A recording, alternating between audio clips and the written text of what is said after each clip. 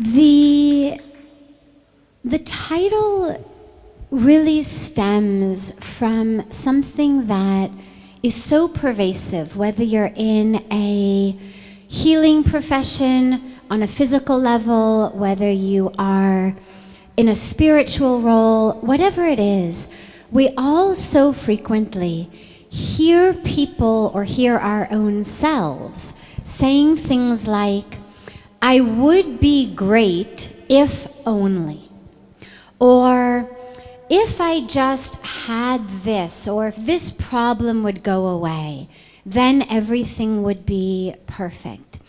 And for me, it's actually illustrated really beautifully with my favorite joke that I always love to share, which is of the man who goes to the doctor and he says to the doctor, there's something really wrong with me.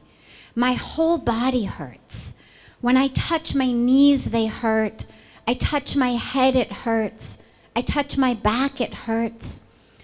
And so the doctor runs every test and every scan. And at the end, he calls the man in and says, well, the good news is there's nothing wrong with your knees or your head or your back. The bad news is your finger's broken. And since your finger's broken, whatever you touch, it hurts. And the reason that I love that joke so much, and for me it's really the foundation of this session, is that's how so many of us live. We blame things in the outside world. Like the man thought the problem was his knees or his head or his back.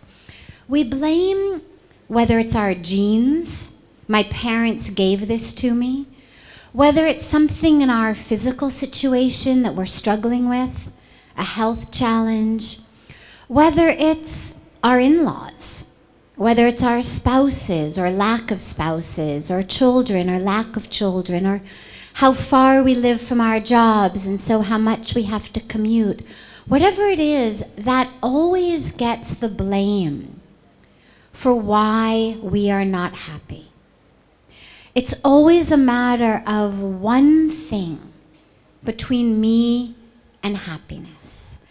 And this time together is really about how can we live from a place of self with an awareness that my inner state, my happiness, my wholeness is not dependent on things in the outer world. And my beloved friend doesn't even begin to encompass how I feel about Bruce. Let's just call him my beloved. We'll call that a noun instead of an adjective.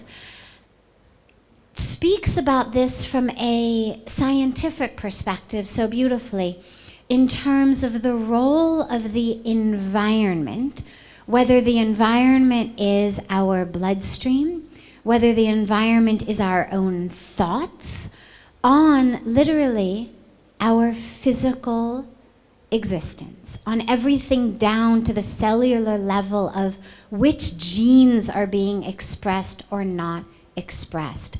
So he's really taken this spiritual teaching that the sages and the saints and the rishis of every tradition have told us for thousands of years, which is you create your reality.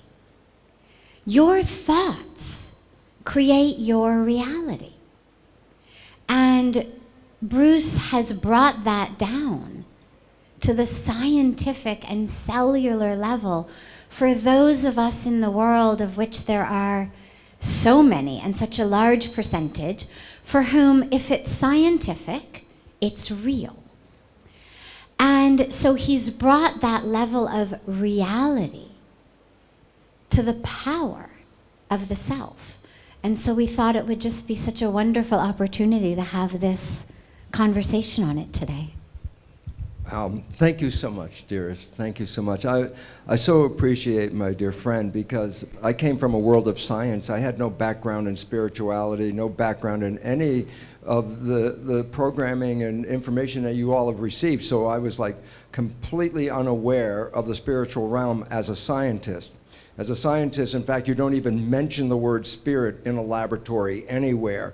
You don't even mention the word mind in the laboratory anywhere. So I was completely unaware of this, but I have to say that once I saw a connection between the invisible realm and the physical realm, it profoundly changed my entire life. And the significance is I started to follow through on what I learned, and I'm very proud to say that my teachers were cells. I studied the cells, and when you study them long enough, they tell you things. And I started to realize the nature that they were telling me. And it's interesting because on a scientific background, I can talk about all the spiritual things after learning from my dear friend, but on a scientific background, something happened in 1925 that changed the world in a sense of awareness, but didn't change the world in activities and functions and processes. Our awareness changed, but we haven't really brought it into the world. They say, well, what happened? And in 1925, physicists said that our vision of a universe split into an invisible energy realm and a material physical realm was a total illusion. That everything is energy. The whole thing, there is no matter in this world. And to summarize what the meaning was, a famous physicist in 1930 by the name of Sir James Jeans said, "We have been led to believe that the universe is a great machine, when in fact it is more a great thought." And the reality about that was quantum physicists have established since 1925 that consciousness is the primary mechanism of creativity of the world that we experience. In fact, a more recent article in the journal Nature, which is like a scientific mainstream journal, was an article by a quantum physicist at Johns Hopkins University by the name of Richard Conn Henry. And his article was entitled "The Mental Universe." I know the last two lines in the article because they were like so powerful. And here's what the conclusion of the article was.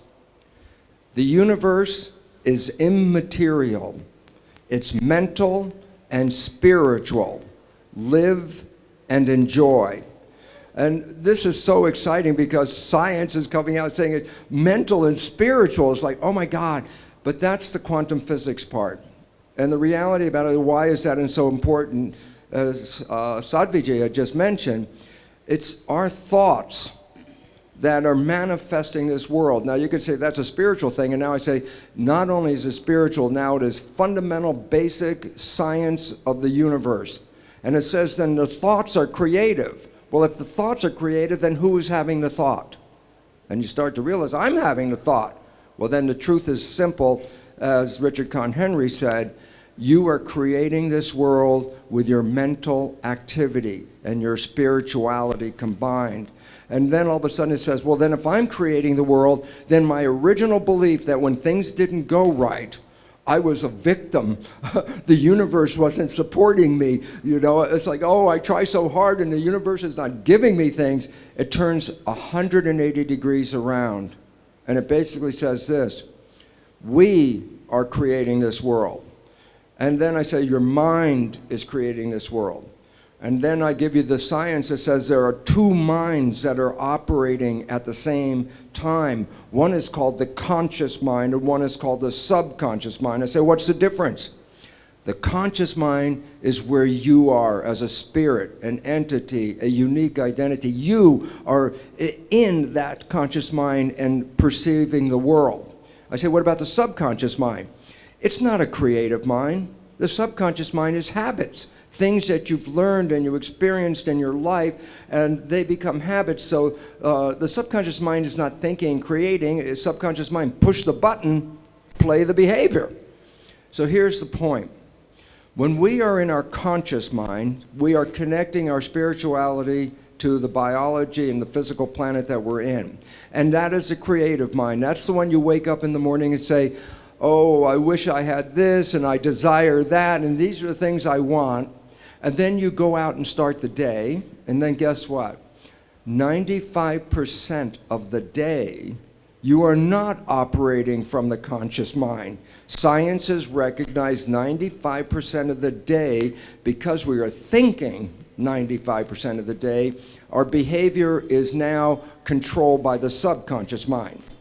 I go, okay, so what's the difference? And the final conclusion of this is the conscious mind with your creativity has your wishes and your desires. The subconscious mind was programmed by other people. Your mother, your father, your siblings, and your community. So what is the difference?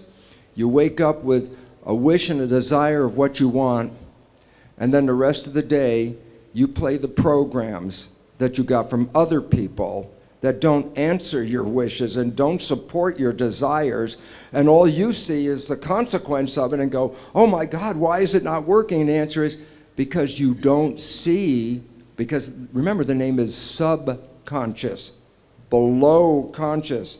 So when that behavior is playing, psychologists will tell us 70% or more of the programs in the subconscious are disempowering, self-sabotaging, and limiting behaviors.